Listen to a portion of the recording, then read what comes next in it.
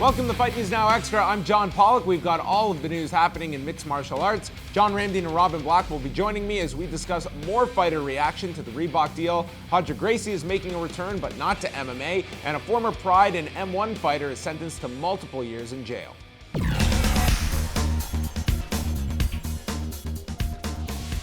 The impact of the Reebok deal is going to be felt for months to come for various fighters. Over the past few days, more have weighed in on the situation, including Gegard Mousasi, who tells Bloody Elbow that he is going to be making 4 to 5 times less than what he was making previously. Mousasi has 6 fights inside of the UFC, but also fought 3 times for Strikeforce after it was purchased by Zuffa, and he would qualify for $5,000 under the new system from Reebok for his next fight, and then jump to $10,000 for his fight after that.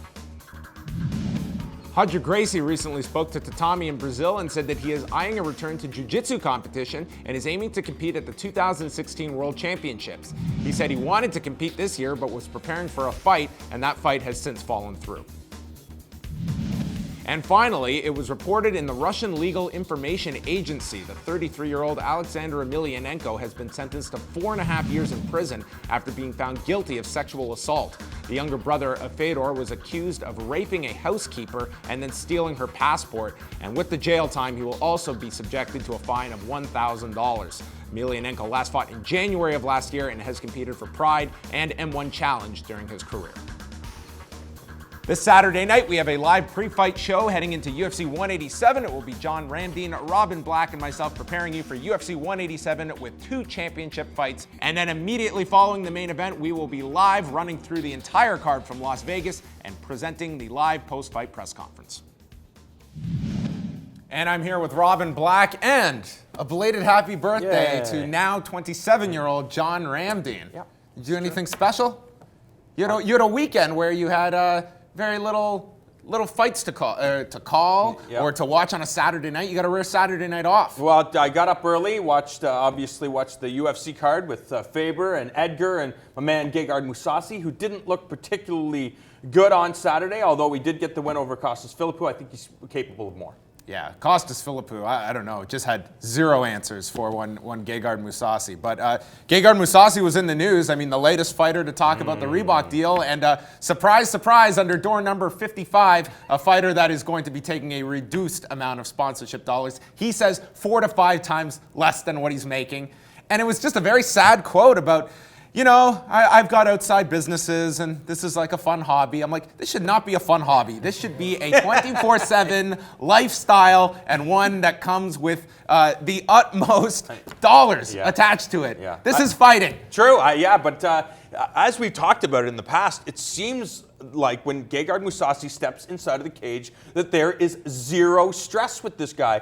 He doesn't feel the pressure of that some other professional athlete is on. Tested, I know over the next few fights. Yeah, it's true, but considering the fact that, you know, Jacare did what Jacare did to him in his last fight, maybe he should be concerned, but he doesn't appear that way in any of his fights. Yeah.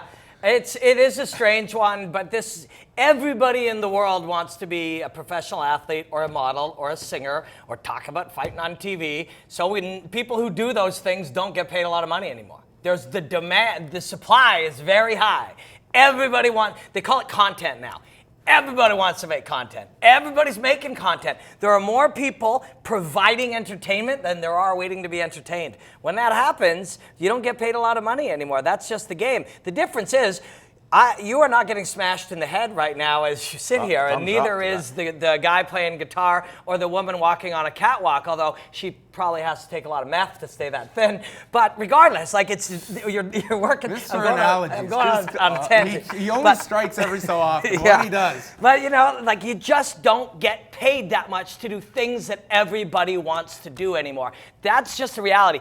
I'm not saying it's good. In fact, I'm saying it's terrible. We all want to get paid more if you provide some form of entertainment. But there's 100 other people who want to do it, and people will keep watching. However, Gegard Mousasi, I think he was on the list for the top 10 highest paid mixed martial arts athletes of last year. And this is a guy, he's only 29 and has found his place in MMA. Before he was in the UFC, he was getting paid top dollars to compete in Strikeforce or to compete in Japan. So he's found a way to make money, and he's going to be one of the very few that gets to leave mixed martial arts with a chunk of change. Well, he found a way to make money, and now he's just lost that way. Yeah, I know. Well, you leave the UFC and you get your Bridgestone sponsorship back when you go to Bellator.